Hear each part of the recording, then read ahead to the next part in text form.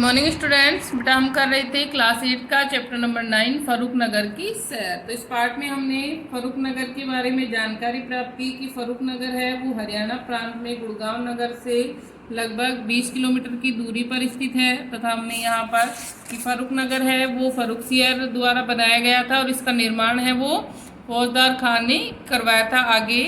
और फिर उन्होंने फौजदार खान ने शीश महल का भी निर्माण करवाया था।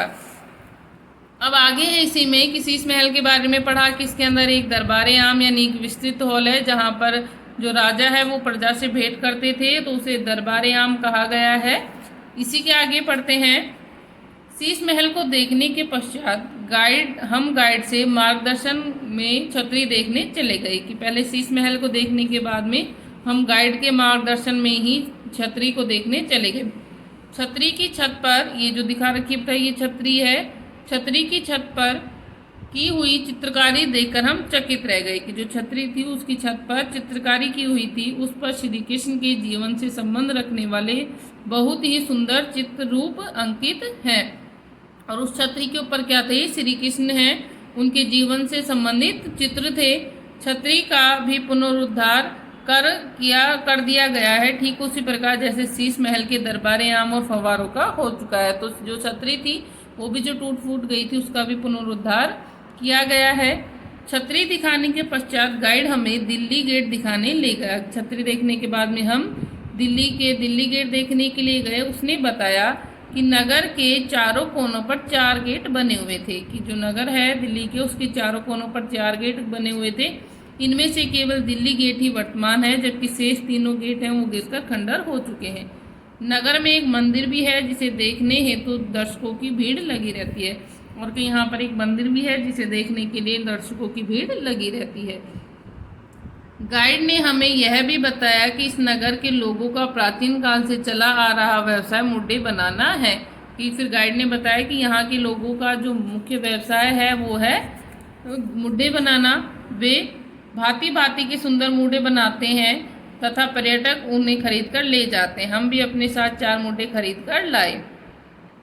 अब तक दोपहर के 2 बज चुके थे और तथा भूख के मारे हमारे पेट में चूहे कूदने लगे थे। अतः घर से लाया हुआ भोजन हमने एक पेड़ के नीचे बैठकर खाया और कुछ देर विश्राम किया। लगभग 4 बजे हमने एक निकट दुकान पर बैठकर, निकट यानी पास में, चाय पी तथा पश्चात कार में बैठकर घर लौट आए। रविवार का यह भ्रमण कार्यक्रम सचमुच अत्यंत आनंददायी था। कि संडे को जो ये भ्रमण किया हमने वो बहुत ही अच्छा था। शब्दावली शब्दार्थ है हमारे पुनरुद्धार, नवीनीकरण, पर्यटक, सैलानी, रोगग्रस्त, बीमार, अल्पायु, छोटी आयु, खंडर, अवशेष, पर्यटन, भ्रमण, अल्पाहार, नाश्ता, विस्मित, चकित, तत्कालीन, उस समय का, उपाधि, पदवी, उत्तराधिकारी, वारिस, दर्शनीय, देखने योग्य, पदच्युत, जो अपने पद या दर्जे से हटा दिया गया हो, भूगर्भ, भूमि के नीचे, मार्गदर्शन, राह दिखाना, कालांतर, कुछ समय बाद, व्यवसाय, रोजी कमाने का साधन, निकट, समीपस्थ यानी पास में। आगे है प्रश्न उत्तर में सही उच्चारण में पुरातत्व, ऐतिहासिक, तत्कालीन, पदच्युत, फलस्वरूप, शीश महल, पुनरुद्धार, निकट, तत्पश्चात, आनंददायी। तो पहला प्रश्न है किसका परिवार फर्रुख नगर देखने के लिए गया था? किसका परिवार देखने के लिए गया था? तो उत्तर आएगा राकेश का परिवार। फर्रुख नगर भारत के किस प्रांत में स्थित है? फर्रुख नगर भारत के हरियाणा प्रांत में स्थित है। फर्रुख नगर के आम लोगों का व्यवसाय क्या है? फर्रुख नगर के आम लोगों का व्यवसाय है मुड्डे बनाना। फर्रुख नगर के नवाब प्रजा से कहाँ भेंट करते थे? फर्रुख नगर के नवाब हैं वो दरबार आम में प्रजा से भेंट करते थे। क्या आपने कभी ऐतिहासिक स्थलों का भ्रमण किया है? यदि हाँ तो किसी एक स्थल के बारे में संक्षिप्त रूप से बताइए। कि अगर आप भी कहीं घूमने गए हैं, ऐसी ऐतिहासिक जगह को आपने देखा है तो आप उसका वर्णन कर सकते हैं, आप लिख सकते हैं उसके बारे में। आगे सही विकल्प फर्रुख नगर की नींव रखी थी। फर्रुख नगर की नींव किसने रखी थी? फर्रुखसियर ने। फर्रुख नगर के गेटों की मुख्यतः संख्या कितनी थी? फर्रुख नगर में कितने गेट बताए थे? 4, जिनमें से सिर्फ दिल्ली गेट ही मौजूद है। फर्रुखनगर के नवाब गर्मी के समय बिताते थे, फर्रुखनगर के नवाब थे जो गर्मी में कहाँ समय बिताते थे, तहखाने में। फर्रुखनगर की नींव रखी थी 1711 ईस्वी में। फर्रुखनगर की नींव कब रखी गई? 1711 ईस्वी में। फर्रुखनगर किस नगर से 20 किलोमीटर की दूरी पर है? फर्रुखनगर किस नगर से 20 किलोमीटर की दूरी पर है? गुड़गांव यानी गुरुग्राम से। गुड़गांव का मूल नाम क्या था? गुड़गांव का मूल नाम था गुरुग्राम। पुराने भवनों की देखभाल कौन सा विभाग करता है? जो पुराने भवन है उनकी देखभाल का काम कौन सा विभाग करता है? पुरातत्व विभाग। पुराने भवनों की देखभाल का काम पुरातत्व विभाग करता है। फर्रुखनगर की नींव कब रखी गई? फर्रुखनगर की नींव है वो 1711 ईस्वी में रखी गई। फर्रुखनगर किसके द्वारा बसाया गया? फर्रुखनगर है वो फौजदार खान द्वारा बसाया गया। आगे है, फर्रुखनगर का नाम लघुत्तरीय प्रश्न उत्तर में है आपका। फर्रुखनगर का नाम किस मुगल राजकुमार के नाम पर रखा गया था? फर्रुखनगर है वो नाम किस मुगल राजकुमार के नाम पर रखा गया है? तो उत्तर आएगा फर्रुखनगर का नाम है मुगल राजकुमार फर्रुखसियर के नाम पर रखा गया था। फर्रुखनगर का नाम रखा गया है मुगल राजकुमार फर्रुखसियर के नाम पर। फर्रुखनगर का नवीनीकरण किसने कराया? फर्रुखनगर का नवीनीकरण है वो हरियाणा पुरातत्व विभाग ने करवाया। किसने करवाया? हरियाणा। नवीकरण किसने करवाया? हरियाणा पुरातत्व विभाग ने। फर्रुखनगर की सैर के लिए किसका परिवार गया था? फर्रुखनगर की सैर के लिए राकेश का परिवार गया था। शीश महल में पेयजल कहाँ से लाया जाता है? शीश महल में पेयजल अली घोष खान की बावली से लाया जाता है। कहाँ से लाया जाता है? अली घोष खान की बावली से। फर्रुखनगर में श्री कृष्ण के चित्र कहाँ अंकित हैं? फर्रुखनगर में श्री कृष्ण के चित्र हैं वो छतरी पर अंकित है। जो छतरी बताई थी उस पर श्री कृष्ण के चित्र अंकित है, उनके जीवन से संबंधित। दीर्घ प्रश्न में आपका, गाइड ने राकेश को फौजदार खान के विषय में क्या क्या बातें बताई? गाइड ने क्या क्या बातें बताई थी फौजदार खान के बारे में? तो उत्तर है, गाइड ने राकेश को फौजदार खान के विषय में बताया कि फौजदार खान मुगल सम्राट के दरबार में एक दरबारी था। वह वहां का जागीरदार था। मुगल सम्राट मोहम्मद शाह रंगीला ने उसे नवाब की उपाधि प्रदान की थी। फौजदार खान ने फर्रुखनगर के निर्माण के बाद शीश महल बनवाया था। तो उन्होंने बताया कि जो फौजदार खान है वो सम्राट के दरबार में एक दरबारी था और वहाँ का जागीरदार भी था, और मोहम्मद शाह रंगीला ने उन्हें नवाब की उपाधि दी थी, और उन्होंने फर्रुखनगर के निर्माण के साथ साथ में शीश महल भी बनवाया था। नेक्स्ट क्वेश्चन है आपका, फर्रुखनगर के प्रमुख दर्शनीय स्थलों का वर्णन कीजिए। जो फर्रुखनगर है उसमें कौन कौन सी दर्शनीय स्थल हैं? तो फर्रुखनगर में अनेक दर्शनीय स्थल हैं। शीश महल, इसका निर्माण है 1733 ईस्वी में हुआ था। शीश महल के नीचे भूगर्भ में तहखाने बने हुए हैं। शीश महल के अंदर एक विस्तृत हॉल है जिसे दरबार आम कहते हैं। यहाँ पर छतरी भी एक दर्शनीय स्थल है। इसकी छत पर श्री कृष्ण से जीवन से संबंध रखने वाले चित्र अंकित हैं, तथा दिल्ली गेट भी यहाँ का दर्शनीय स्थल है, और एक मंदिर भी है जिसे लोग दर्शक यहाँ पर देखने के लिए आते हैं। तो फर्रुखनगर में जो दर्शनीय स्थल हैं वो शीश महल, दरबार आम, छतरी और दिल्ली गेट तथा एक मंदिर है। नेक्स्ट प्रश्न है आपका, दरबार आम का परिचय अपने शब्दों में दीजिए। तो दरबार आम क्या है? दरबार आम है शीश महल के भीतर नवाब द्वारा प्रजा से भेंट करने के लिए एक विस्तृत हॉल है। शीश महल क्या है? शीश महल है दरबार के अंदर नवाब द्वारा प्रजा से भेंट करने के लिए एक विस्तृत हॉल है, यानी एक बड़ा हॉल है जिसे दरबार आम कहा गया है, जिसे क्या कहते हैं? दरबार आम कहते हैं। तो ये आपके चैप्टर है 9, इसके सभी क्वेश्चन आंसर कंप्लीट हो गए। कल हम करेंगे इसका शब्द भंडार। Thank you. Morning students, welcome to our YouTube classes. This is for class 8. In previous class we have completed the exercise and short question answer of chapter number 4, colonialism and tribal societies. In today's class we do the long question answer of this chapter. So let we continue our class with the first question of this chapter. Give an account of the tribal life during the British era. कि British काल के time पे tribal life कैसी थी उसके बारे में हमें बताना है। आप लोगों ने इस चैप्टर में रीड किया कि ब्रिटिश के आने से पहले हमारे यहाँ पे जो ट्राइबल सोसाइटीज़ थी वो रहती थी, जिनको आदिवासी बोलते थे, और वो लोग फॉरेस्ट के अंदर रहते थे, एग्रीकल्चर करते थे, डोमेस्टिकेशन करते थे। लेकिन ब्रिटिश के आने से, ब्रिटिश लोगों के आने से उनके जीवन में क्या बदलाव हुए, उसके बारे में हमें इस क्वेश्चन के आंसर में बताना है। So answer is the tribal life was disrupted leading to socio economic and religious issues, कि जो ट्राइबल लाइफ थी वो बिल्कुल ही अस्त व्यस्त हो गई थी, डिस्टरप्टेड हो गई थी, उसमें बाधा आ गई थी। क्यों आ गई थी? Socio economic and religious issues, कि उनके जो आर्थिक सामाजिक कारण थे उनमें भी, और जो धार्मिक कारण थे उनमें भी, मतलब धार्मिक, आर्थिक, सामाजिक तीनों ही तरीके से उनके जीवन में कोई दिक्कत आ गई थी। क्यों आ गई थी? क्योंकि उनके धर्म को, उनके जीवन को, उनकी अर्थव्यवस्था को ब्रिटिश सरकार प्रभावित कर रही थी।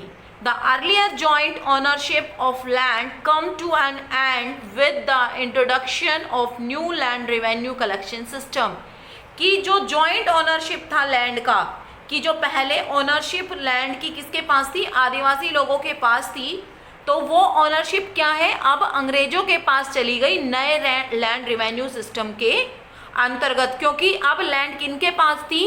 अब लैंड के नए लैंडलॉर्ड बना दिए गए थे, नए जमींदार, नए मनी लैंडर्स जो थे ब्रिटिश के अंडर में जो लोग थे, अब वो उन लोगों के पास ये पूरी लैंड चली गई थी। जो आदिवासी लोग थे उनको अब टैक्स पे करना पड़ता था। Contact with outsiders brought new diseases which proved fatal to many of these groups। और कॉन्टैक्ट विद आउटसाइडर्स, कि आउटसाइडर का मतलब यहाँ पे ब्रिटिश लोगों से है, कि कॉन्टैक्ट जब आउटसाइडर से हो रहा था तो इन लोगों के अंदर, इन ट्राइबल ग्रुप्स के अंदर बहुत ज़्यादा बीमारियाँ भी फैल रही थी। तो इसमें यही पूछा था कि ट्राइबल लाइफ कैसी थी ड्यूरिंग ब्रिटिश एरा, तो ट्राइबल लाइफ बिल्कुल ही डिस्टर्ब हो गई थी socio economic and religious issue पे। दूसरा था कि जो ऑनरशिप थी वो लैंड रेवेन्यू की, वो बदल गई थी, लैंड रेवेन्यू सिस्टम जो कलेक्शन सिस्टम नया आया था उससे, और जो कॉन्टैक्ट विद आउटसाइडर्स था उसके कारण क्या हो रहा था, बहुत सारी डिसीजेज आ रही थी। Our second question is give an account of the Munda rebellion and its affect, कि मुंडा रेबलियन जो हुई थी उसके ऊपर हमें बताना है, कि कुछ बातें बतानी है उसकी और उसके क्या प्रभाव पड़े वो बताना है। The Munda rebellion was aimed at ending British rule and establish Munda rule, कि जो मुंडा रेबलियन हुई वो क्यों हुई, उसका क्या उद्देश्य था, कि भारत के मतलब कि जो मुंडा क्षेत्र थे, जो यहाँ पे ये जनजाति थी, वहाँ पे ब्रिटिश रूल को ख़त्म करना और मुंडा रूल को एस्टैब्लिश करना। It was held in Bihar, ये बिहार में हुई थी, क्योंकि हमने जब चैप्टर पढ़ा था तो हमने देखा था कि बिहार के अंदर जो छोटा नागपुर रीजन है वहाँ पे ये बहुत ही ज़्यादा फैली थी, ये जाति वहीं पे रहती थी ज़्यादा। The Munda rebellion was fueled by the growing exploitation that the tribe faced under the जमींदार, कि मुंडा रेबलियन को ईंधन किसने दिया, उसको अग्रसर किसने किया, कि जो एक्सप्लॉइटेशन हो रहा था ट्राइबल सोसाइटीज़ का जमींदारों के द्वारा, तो उसने क्या किया, मुंडा रेबलियन को फ्यूल्ड किया। अब है इफेक्ट्स, कि इसके क्या प्रभाव थे। The Chota Nagpur tenancy act 1908 was passed, कि जो Chota Nagpur tenancy act 1908 pass हुआ। The act assured customary right to the Munda, और इसने क्या किया कि जो कस्टमरी राइट थे उसको वापस दिला दिए मुंडा लोगों के, जो इनके सांस्कृतिक, जो इनकी परंपराएं थी, जो इनके परंपरागत जो इनके राइट्स थे वो वापस दिला दिए मुंडा लोगों को। It entailed the abolition of bondage labour, और इसने किसका विरोध किया, जो ज़बरदस्ती जो दास बना लिए जाते थे, ज़बरदस्ती जो लेबर बना लिए जाते थे, जो लोग टैक्स पे नहीं कर पाते थे उनको जो लेबर बना लिया जाता था उसको भी इसने एब्लॉइश किया। Our third question is give an account of the tribal uprising in Assam, कि आसाम के अंदर जो ट्राइबल अपराइजिंग हुई, जो विद्रोह हुआ, उसके बारे में अब हमें बताना है। A series of uprising broke out in Assam in 1893-94 when the government imposed high rate of revenue on the people. कि एक सीरीज आई रिवोल्ट की, एक सीरीज ब्रोकआउट हुई अपराइजिंग की, विरोध की आसाम के अंदर 1893 से 94 के अंदर, जब गवर्नमेंट ने इम्पोज किया high rate revenue on the people, लोगों के ऊपर भारी जो ज़्यादा रेट के कर, मतलब भारी मात्रा में जब कर लगाने स्टार्ट कर दिए लोगों के ऊपर, तो आसाम के अंदर ये अपराइजिंग हुई. Land revenue increase from 50 to 70% in the Kamrup and Darrang, कि दरंग और कामरूप में 50 से 70% लैंड रेवेन्यू इंक्रीज कर दिया गया था, तो लोगों के अंदर विद्रोह हो गया. ठीक है बेटा, तो यहाँ पे क्या है कि असम के अंदर एक सीरीज आई थी 1893 to 94 के अंदर, जब गवर्नमेंट ने हाई रेट रेवेन्यू सिस्टम लागू किया लोगों के ऊपर, और रेवेन्यू सिस्टम कितना इंक्रीज कर दिया था, 50 to 70%. Our fourth question is give an account of the tribal uprising in Meghalaya, कि मेघालय के अंदर जो ट्राइबल अपराइजिंग हुआ उसके बारे में हमें बताना है. तो after the British received the Diwani right of Bengal in 1764, कि जब ब्रिटिश सरकार ने बंगाल के अंदर दीवानी राइट ले लिया था 1764 के अंदर. दीवानी राइट के बारे में मैंने आपको कल भी बताया था जब मैंने आपको शॉर्ट क्वेश्चन आंसर कराए थे एक्सरसाइज के साथ. तो मैंने बताया था आपको कि दीवानी राइट क्या होता है, कि जो सरकार होती है वो बिना मतलब कि जितना चाहे कर ले सकती है लोगों से, बिहार, बंगाल और मैंने बताया था उड़ीसा के अंदर. ठीक है, ये 3 जगह थी जहाँ पे दीवानी राइट लागू हुआ था, और यहाँ के लोगों से ये डायरेक्ट कर ले सकती थी, डायरेक्ट रिवेन्यू ले सकती थी. तो अब जब दीवानी राइट आया बंगाल के अंदर 1764 के अंदर, they wanted to build a road which linked the Brahmaputra and the Surma valley, कि जब ये राइट आया तो उसके बाद इन्होंने एक रोड बनाना चाहा ब्रह्मपुत्र को सूरमा वैली से जोड़ने के लिए. The road proposed was supposed to pass through the Khasi hills, कि ये रोड कहाँ से निकलने वाला था, काशी हिल्स से निकलने वाला था. A housing tax was imposed in 1860 which was followed by an income tax, कि एक हाउसिंग टैक्स भी इम्पोज किया गया 1860 के अंदर, जो किसके रूप में था, इनकम टैक्स के रूप में था. ठीक है, कि दीवानी राइट आने के बाद इन्होंने एक रोड बनाना चाहा जो ब्रह्मपुत्र वैली को सूरमा वैली से जोड़ने वाला था. और ये रोड कहाँ से निकलने वाला था, ये काशी हिल से, गारो खासी जयंतिया, ये खासी हिल से निकलने वाला था. ये गारो खासी जयंतिया जो मेघालय के अंदर है, जहाँ पे सबसे ज़्यादा वर्षा होती है, चिरापुंजी मेघालय में, वहीं पे ये गारो खासी जयंतिया 3 हिल्स हैं, तो वहीं से ये रोड निकलने वाला था. और एक हाउस टैक्स इम्पोज किया इन्होंने 1860 में, जो एक इनकम टैक्स के रूप में था. ठीक है, तो these are the causes of uprising revolt in Meghalaya, और ये कुछ कारण थे कि मेघालय के अंदर रिवोल्ट अपराइज हुई. Next question is give an account of the tribal uprising in Jharkhand, कि अब हमें बताना है कि ट्राइबल जो अपराइजिंग हुआ झारखंड के अंदर, तो जो संथाल रेबलियन थी वो ही झारखंड अपराइजिंग इन झारखंड थी. ठीक है, इसी को संथाल रेबलियन को ही झारखंड में हुई थी, तो इसीलिए यहाँ पे संथाल रेबलियन सीधा सीधा ना देके उन्होंने क्या कह दिया, झारखंड के अंदर जो अपराइजिंग हुई उसके बारे में बताना है. The Santhal rebellion held in 1835 as a result of several factors, कि जो संथाल रेबलियन थी वो हेल्ड हुई 1835 में, बहुत सारे फैक्टर हैं इसके. It held in Sultan Pargana in present day Jharkhand, और ये कहाँ पे हुई थी, ये संथाल परगना में हुई थी जो आज के टाइम में झारखंड में है. This rebellion started with the introduction of the permanent settlement, और ये रेबलियन क्यों स्टार्ट हुई, परमानेंट सेटलमेंट के जो इंट्रोडक्शन हुआ उसके कारण, क्योंकि लोगों से ज़्यादा उनकी लैंड ले ली गई थी, नए लैंडलॉर्ड बना दिए गए थे, और उनसे ही टैक्स वापस पे किया, उनको पे करने के लिए बोला जा रहा था. अगर कोई पे नहीं कर पा रहा था तो उसको लेबर ग्रुप में बना दिया जाता था. The construction of a railway line in Santhal Pargana was also seen as an intrusion in to their traditional life style, और जो construction of a railway line in Santhal Pargana, कि संथाल परगना के अंदर जो एक रेलवे लाइन भी बनाई जा रही थी, ये उनकी ट्रेडिशनल लाइफस्टाइल के अंदर एक मतलब विरोध पैदा कर रहा था, उसके इंटरफेयर कर रहा था, ठीक है। इंट्रूजन का मतलब क्या होता है? इंटरफेयर करना। तो जो रेलवे लाइन बनाई जा रही थी वो भी इनकी ट्रेडिशनल लाइफस्टाइल के अंदर इंटरफेयर कर रही थी। तो ये सारे कारण थे uprising in tribal uprising in Jharkhand के। I hope students you understand the long question answer of this chapter very well. Thank you, have a nice day. Good morning at class. So let's start our today's maths class. So we are on the exercise 6.3. Now the fourth question का हमारे पास third part है यहाँ पे this one, और हम क्या कर रहे हैं यहाँ पे डिवाइड। तो फर्स्ट ऑफ ऑल क्या करते हैं, हम डिवाइड सिंबल बनाते हैं, जिससे डिवाइड कर रहे हैं उसको कहाँ लिखते हैं। अब इसको किस सीक्वेंस में लिखते हैं, पावर्स मैक्सिमम वाली फर्स्ट लिखते हैं और उसके बाद मिनिमम, और ऐसे करके। तो यहाँ क्या हो जाएगा, P square first of all, then 3p, क्योंकि इसके आगे प्लस है, और माइनस है, ठीक है। यहाँ भी क्या करते हैं, मैक्सिमम पावर यहाँ अरेंज फॉर्म में है ऑलरेडी, तो एज इट इज लिख देंगे -4p + 6। रूल क्या होता है, फर्स्ट ऑफ ऑल यहाँ पे कितना है हमारे पास, 1 है, इसके आगे 1 को किससे मल्टीप्लाई करें जिससे 9 आ जाए, 9 से मल्टीप्लाई करेंगे तो न्यूमेरल में वैल्यू आ गई 9।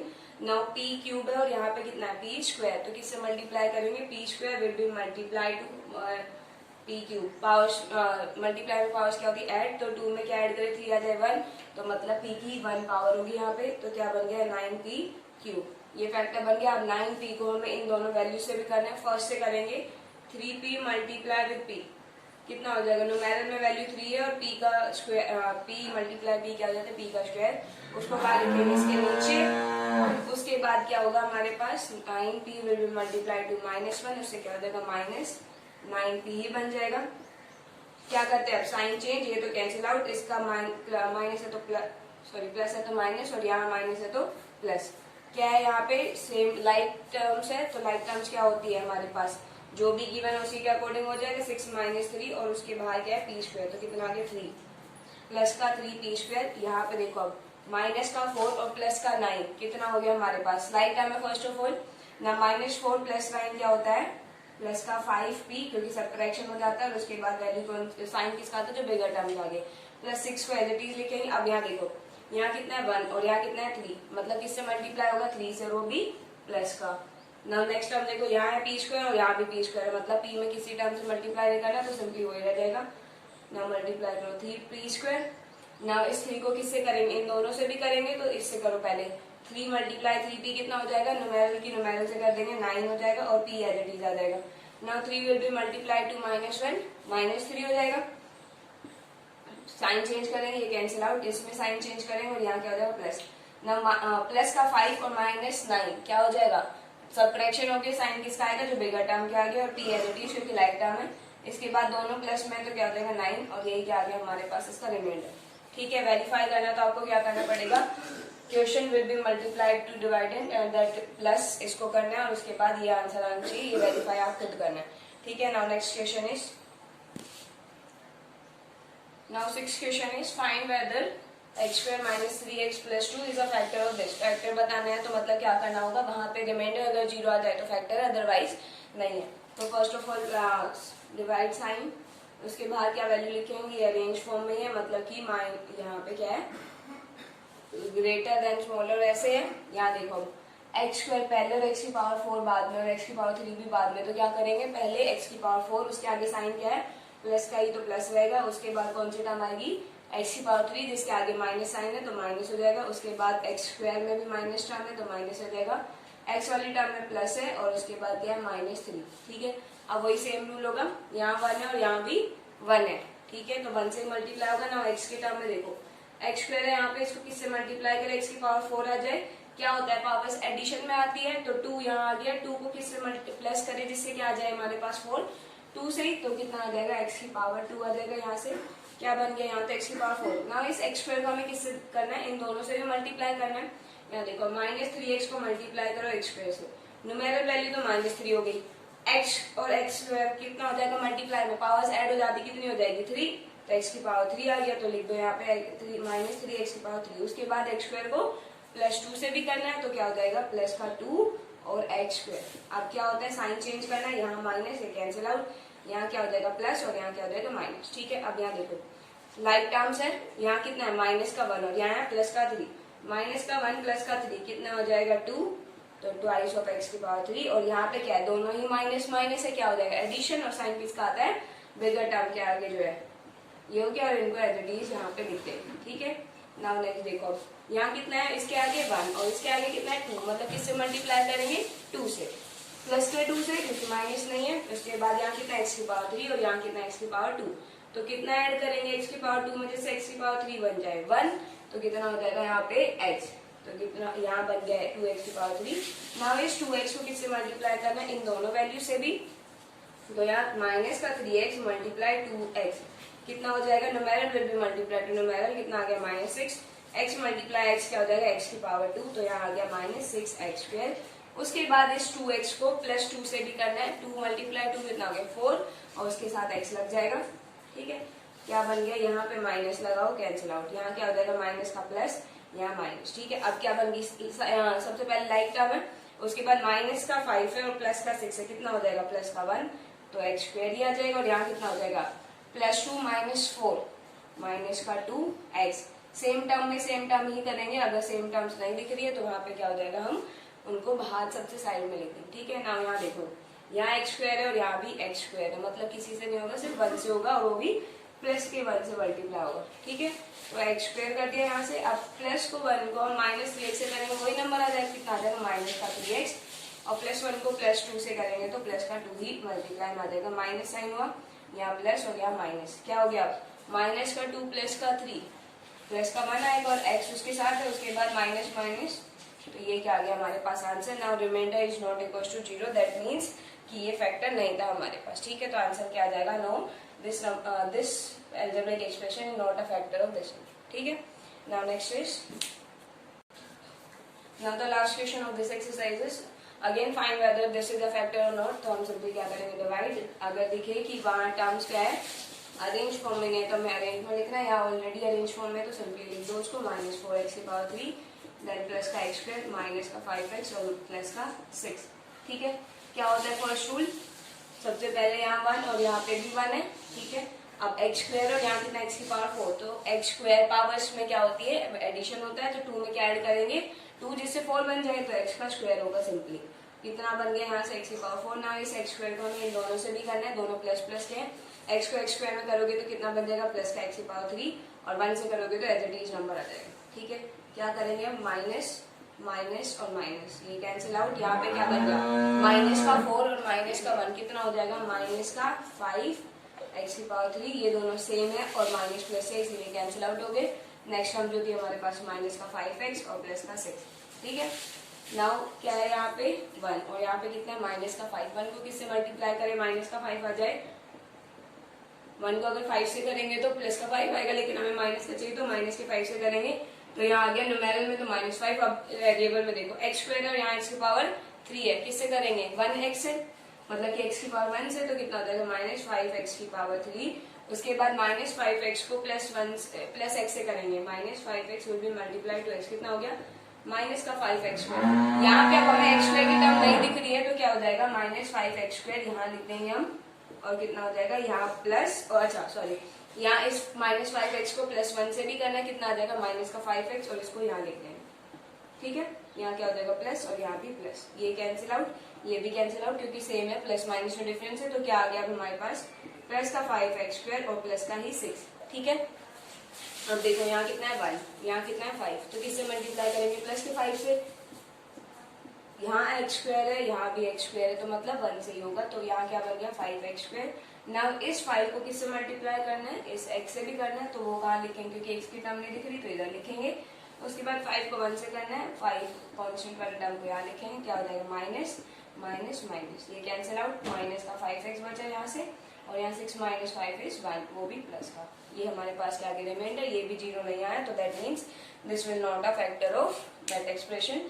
Now next move to the next exercise 6.4. So in the next exercise we have some identities जिसको हम कल करेंगे identity based question. Now first जो है हमारे पास उसमें क्या करना है, सिंपली जब भी ब्रैकेट हो मतलब मल्टीप्लीकेशन। ठीक है, यहाँ से फर्स्ट नंबर उठाओ x² है, इसको इन दोनों नंबर से करो, फर्स्ट से करेंगे कितना हो जाएगा x²।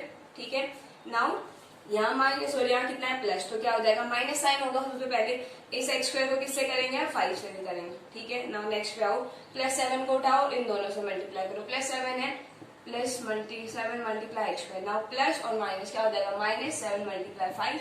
सिंपली क्या करना है अब आपको मल्टीप्लाई करना है एक्स स्क्वायर क्या हो जाती है पावर्स ऐड हो जाती है, तो क्या हो जाएगा x की पावर 4। ना यहाँ पे कितना है माइनस का 5 एक्स स्क्वायर ही बन जाएगा, यहाँ क्या है प्लस का 7 एक्स स्क्वायर और उसके बाद क्या बन गया -35। अब यहाँ देखो एक्स स्क्वायर लाइक टर्म्स है तो हम क्या कर सकते हैं एडिशन कर सकते हैं, सब्ट्रैक्शन क्या है माइनस का 5 प्लस का 7 कितना हो जाएगा सब्ट्रैक्शन होगा और साइन बिगर टर्म वाला आ जाएगा तो 2x स्क्वायर और माइनस का 35 और ये क्या आ गया इसका आंसर, ठीक है। इसके बाकी पार्ट्स हम कल करेंगे। So student that is all for today, thank you, have a nice day.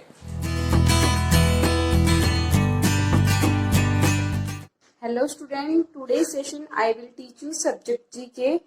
In this video I will tell you about chapter number 18. In previous video I discussed with you chapter number 17. So let's start chapter number 18. Student, our chapter number 18 is forest in India. Bharat में जितने भी वनस्पति या one है उनके बारे में discuss किया गया है.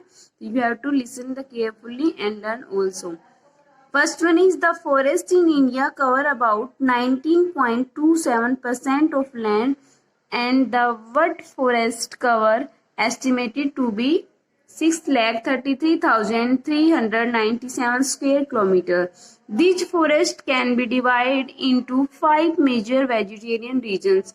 Student जो forest है उनसे इंडिया की 19% जो अबाउट 20% जो एरिया है वो कवर कर रखा है और स्क्वायर किलोमीटर में इसको मेजर करें तो ये 6,33,397 किलोमीटर्स है, ओके।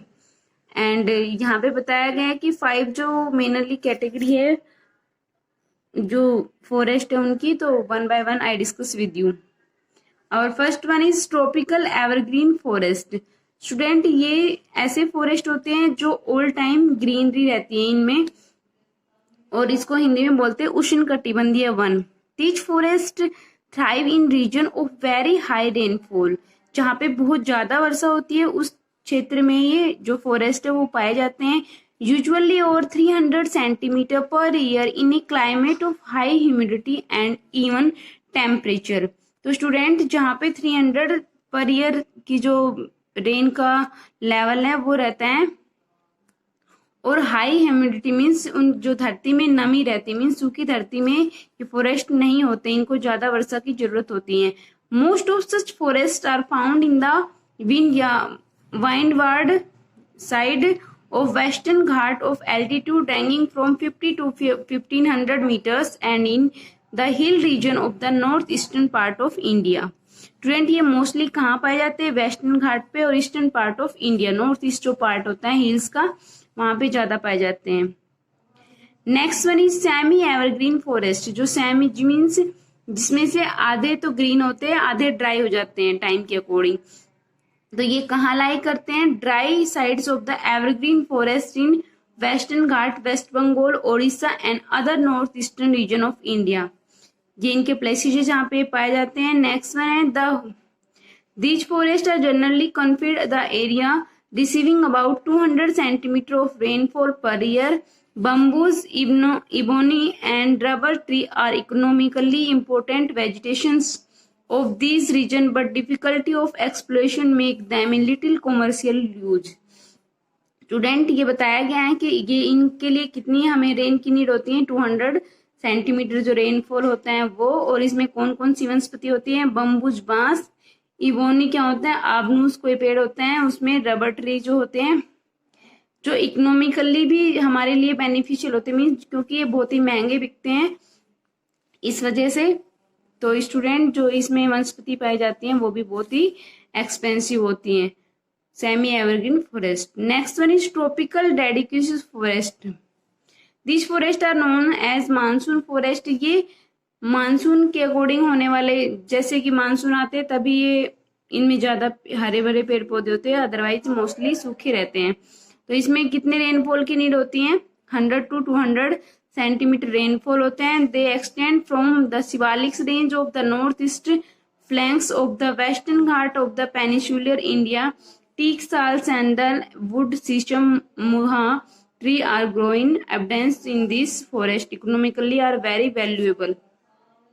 तो स्टूडेंट जो ट्रॉपिकल डेडिस फॉरेस्ट है इनमें भी जो वनस्पति पाई जाती है वो बहुत ही कॉस्टली होती हैं और इनको ज्यादा बारिश की भी नीड नहीं होती। जैसे कि बारिश होती है उसके अकॉर्डिंग ये अपने आप ही हरे भरे हो जाते हैं। Okay, next one is throne forest. ये क्या होते हैं? जिसमें झाड़ी होती है, कांटेदार जो फॉरेस्ट होते हैं उनके बारे में बताया गया है।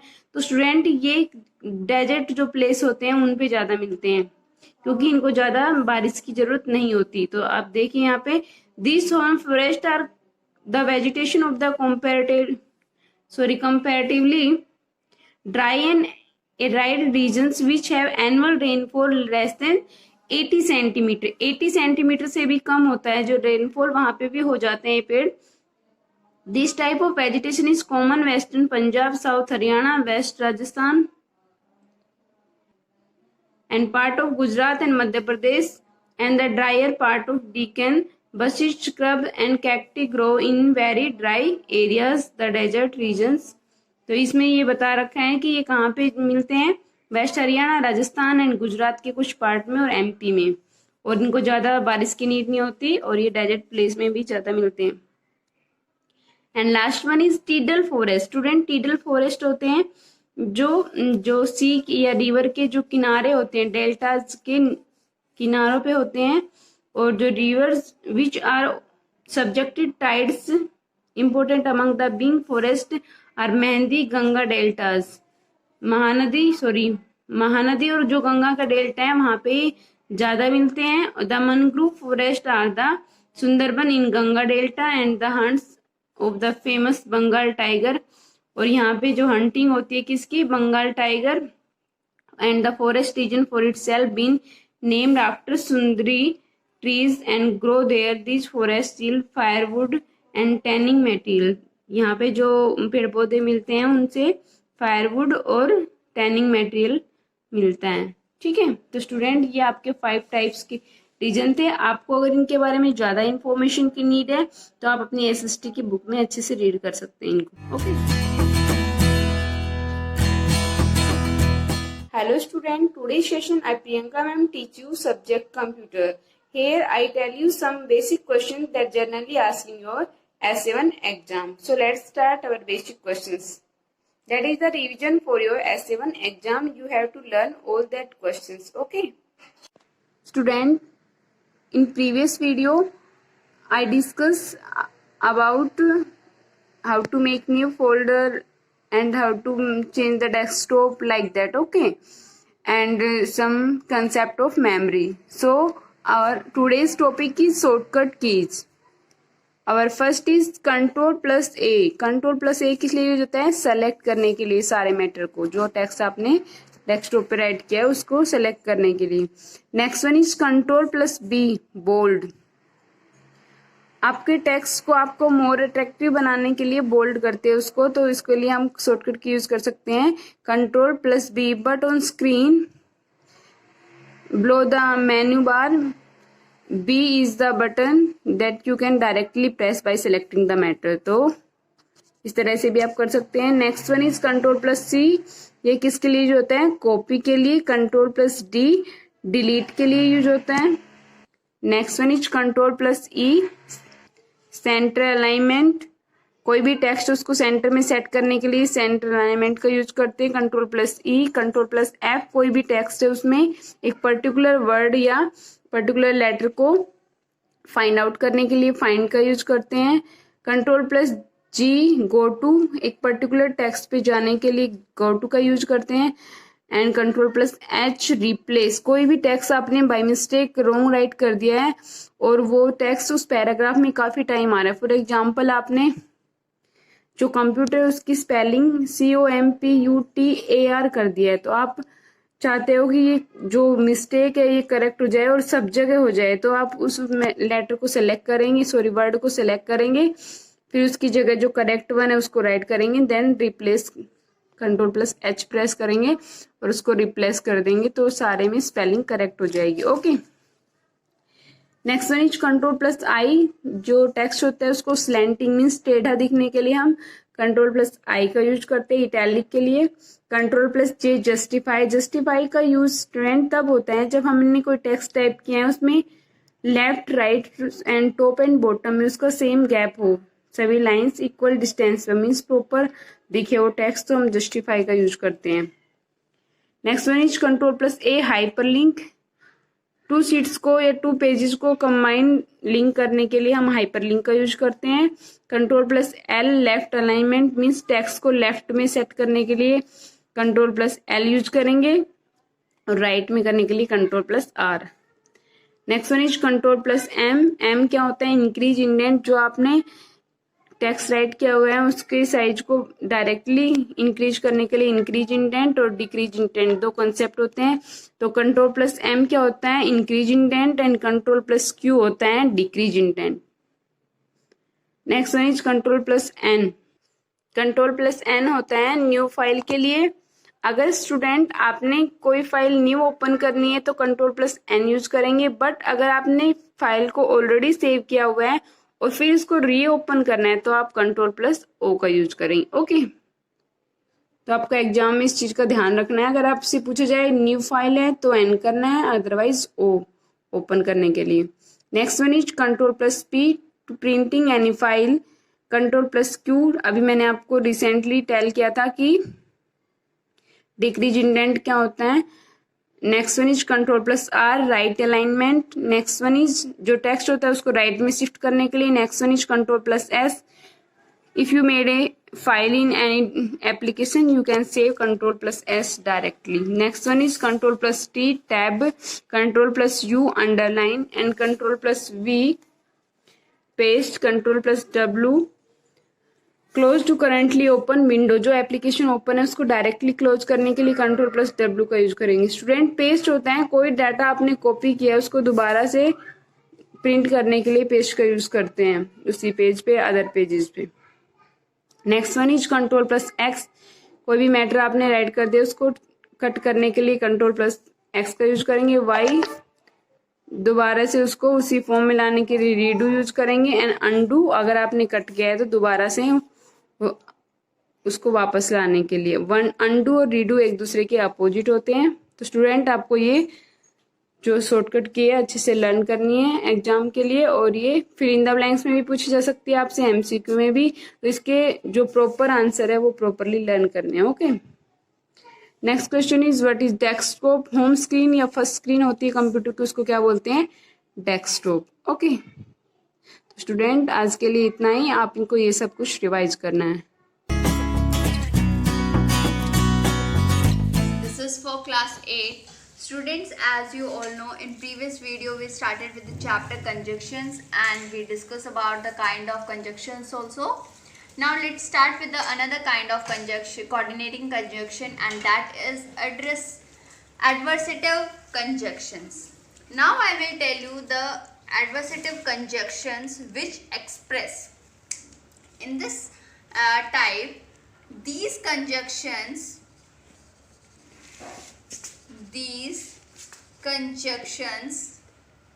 express opposition,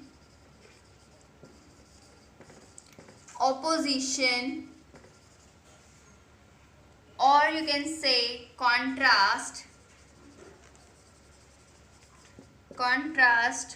between two statements.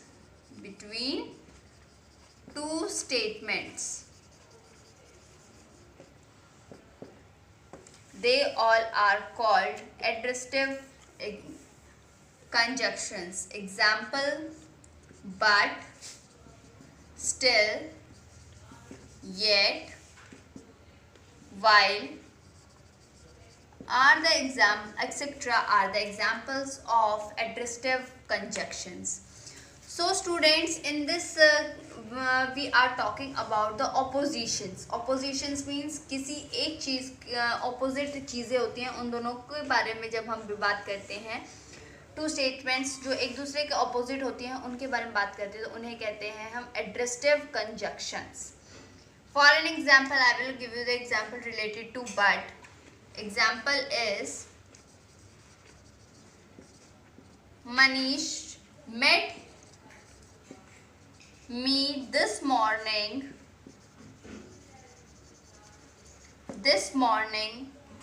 but he didn't talk to me. In this statement but is used, but लेकिन इसमें जो but यूज हुआ है वो दोनों सेंटेंसेस अपने आप में ही ऑपोजिट है. अगर आप रीड करके भी देखते हैं तब भी अगर हम इसको लिख देते हैं Manish met me this morning full stop, he did not talk to me, this is another sentence. ये एक दूसरे के बहुत ऑपोजिट है, बहुत अलग हैं, दोनों एक दूसरे से कोई भी मैच नहीं कर रहा. To make a one statement we are using but.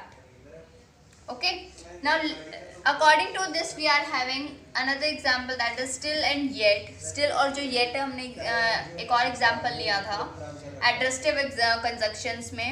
तो इसका example है हमारे पास statement का the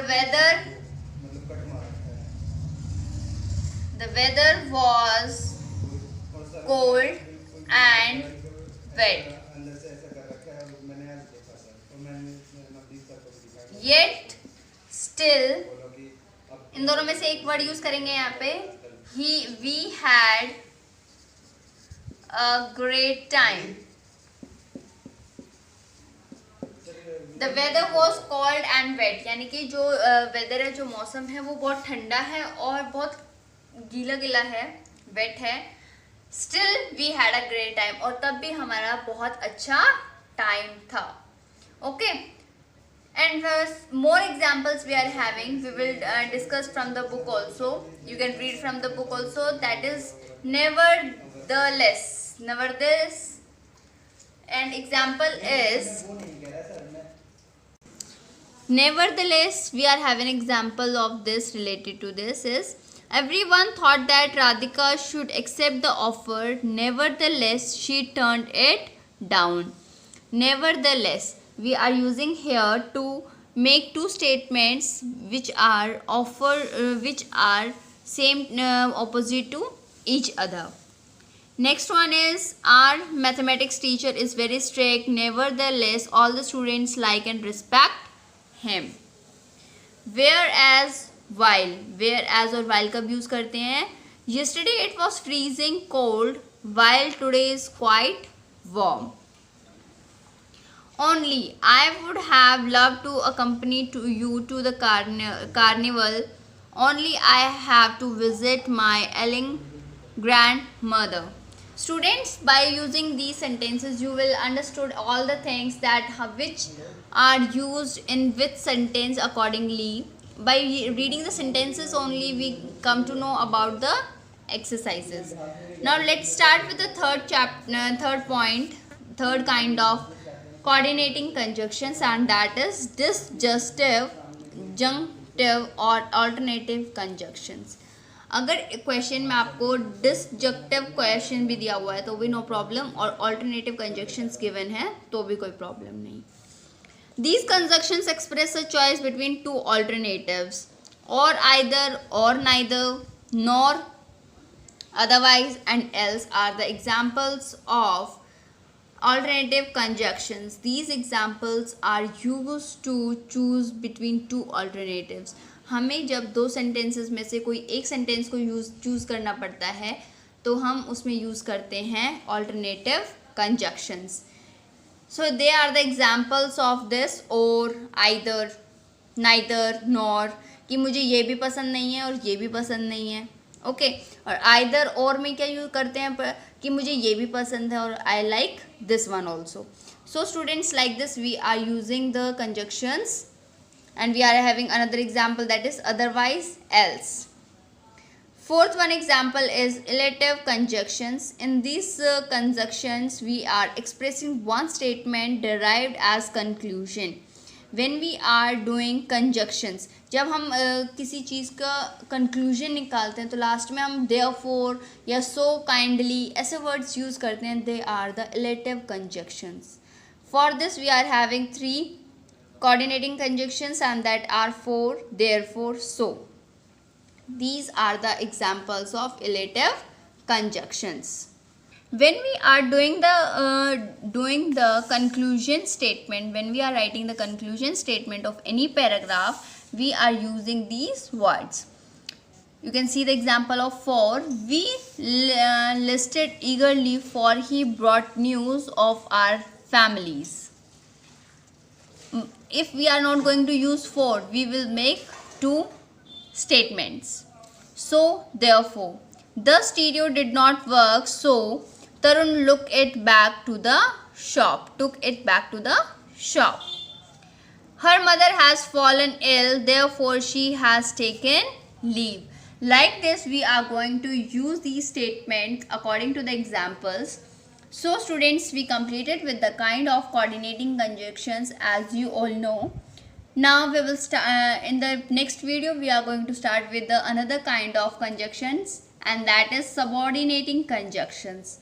But up to that, you will what you will going to do, write it down the define of conjunctions.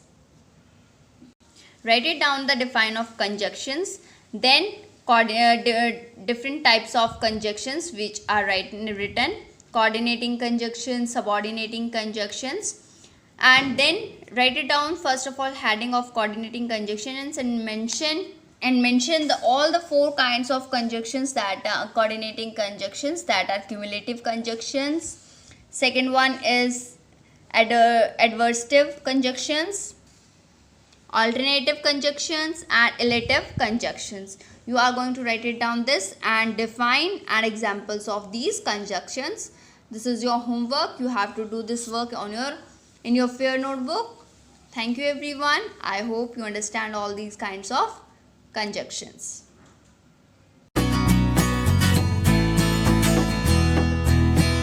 A very pleasant morning to all my dear students of class 8. This is Vinita, your science teacher, welcoming again to our YouTube channel of online classes.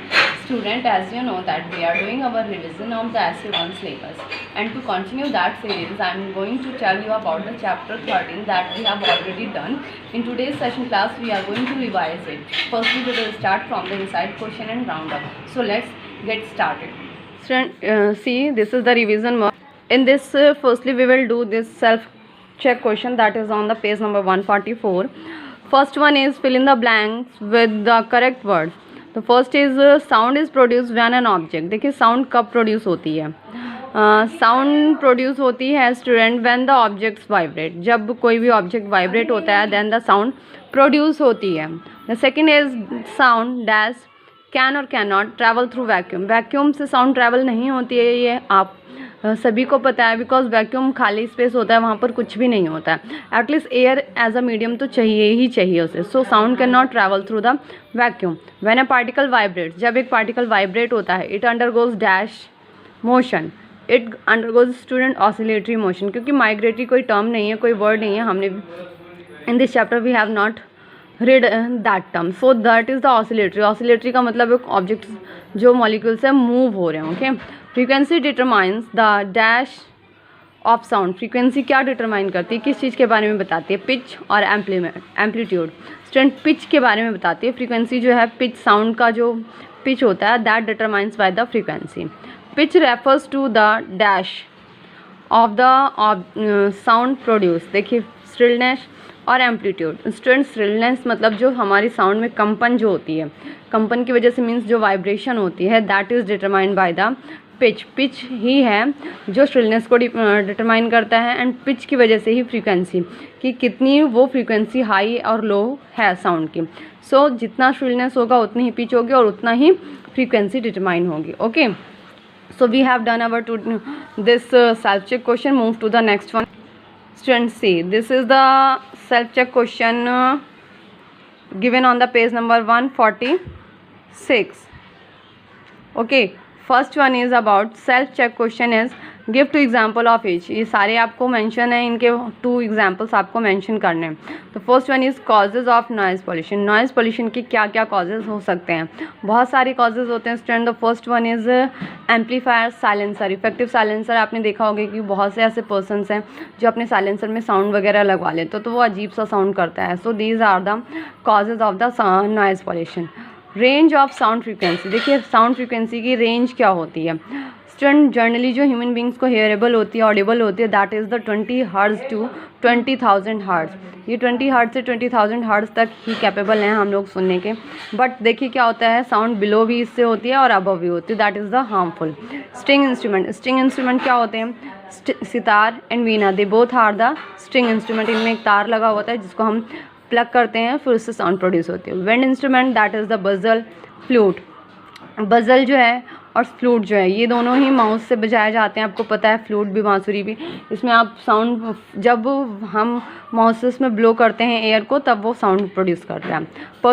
परकुशन instrument, परकुशन instrument student वो instrument होते हैं जिनमें कि एक layer लगी हुई होती है एनिमल के स्किन की, और जब हम उसको हिट करते हैं इस तरीके से तो उसमें साउंड प्रोड्यूस होती है, that are the tabla, drum. Okay, next move to the next is our word bank student. As you know that we have already read this chapter, so let's have a look on the word bank. Word bank, these are the terms that we have used in this chapter. ये वो terms है student जो बार बार आती हैं and we should know about them.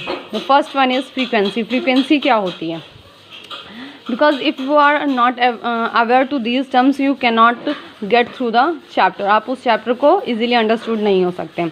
तो first one is frequency, the number of vibration made by the vibrating body in 1 second. देखिए frequency क्या होती है, मैंने आपको बताया कि फ्रीक्वेंसी अप एंड डाउन जो हो रही है, सी ये वो 1 सेकेंड में, 1 सेकेंड के अंदर जो वाइब्रेटिंग ऑब्जेक्ट है जिसमें से साउंड प्रोड्यूस हो रहा है, उसमें से जितनी बार वाइब्रेशन होती है, that is the number, that's number is counted as frequency. उसके नंबर को हम एज अ फ्रीक्वेंसी काउंट करते हैं। Next is amplitude. एम्पलीट्यूड क्या होता है, the maximum displacement of a vibrating of body from its mean position. अब मैंने इसमें आप एक पेंडुलम का एग्जाम्पल ले सकते हैं।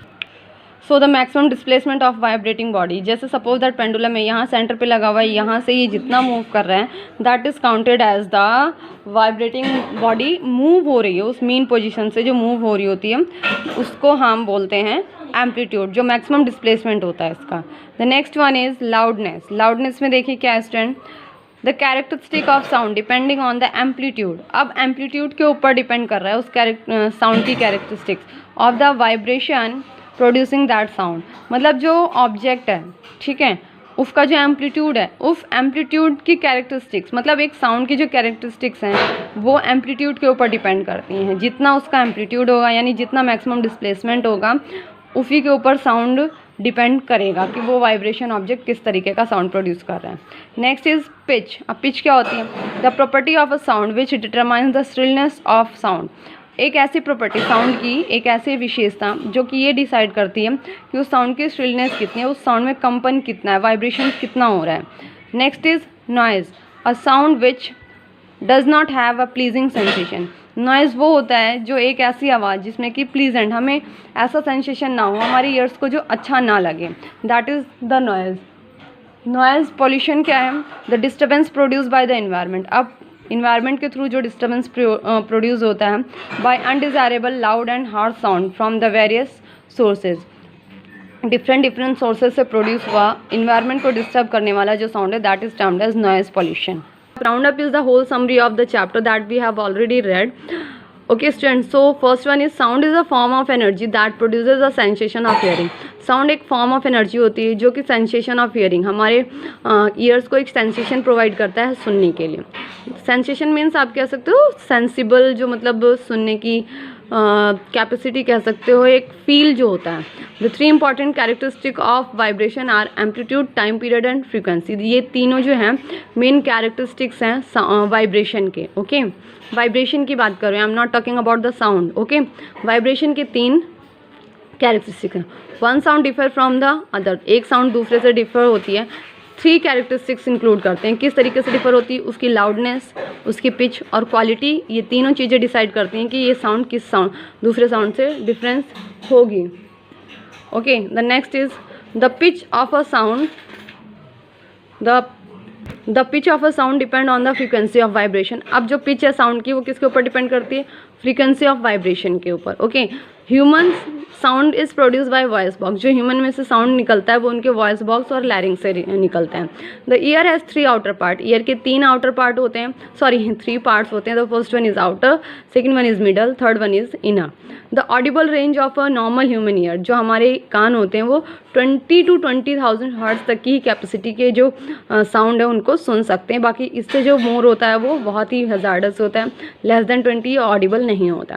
The sound frequency greater than 20,000, देखिए 20,000 से जो ग्रेटर होती है that we call the ultrasonic sound. Human beings can not hear these sound waves, हम लोग इन साउंड वेव्स को नहीं सुन सकते हैं।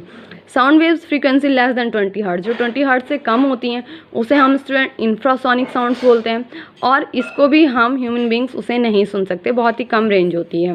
The disturbance produce in the environment by undesirable, loud and harsh sound from various sources is called noise pollution. Noise pollution क्या होता है? एक ऐसा डिस्टर्बेंस इन्वायरमेंट में होने वाला जो हमें अच्छा नहीं लगता, लाउड होता है, हार्श होता है, बहुत ही बुरा होता है, हमें सुनने में बहुत ही बेकार लगता है। That create the noise pollution, वो नॉइज़ पॉल्यूशन क्रिएट करता है। So student, we have completed our today's content of the chapter and you have to learn, revise all the content of this chapter that of this video that I have already taught you.